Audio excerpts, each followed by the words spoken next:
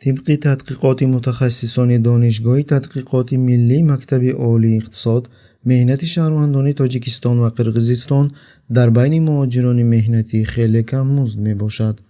طبق اطلاع دانشگاه تحقیقات ملی مکتب عالی اقتصاد در روسیه از همه زیاد شهروندان بلاروس به مزد بلند صاحب می باشند.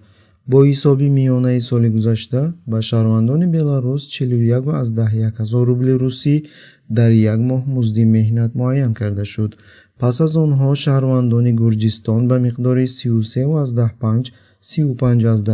روبل و شهروندان مولداوا به مقدار 33.2-35.3 روبل مزد مهنت میگیرند.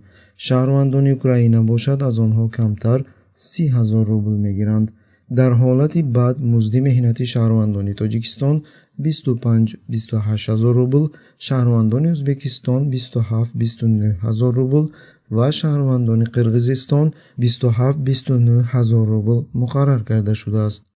با وجود آنکه ساعت کاری مهاجران از شهروندان فدراسیون روسیه قریب نیم برابر زیاد است، 59 ساعت مقابل 39.6 ساعت.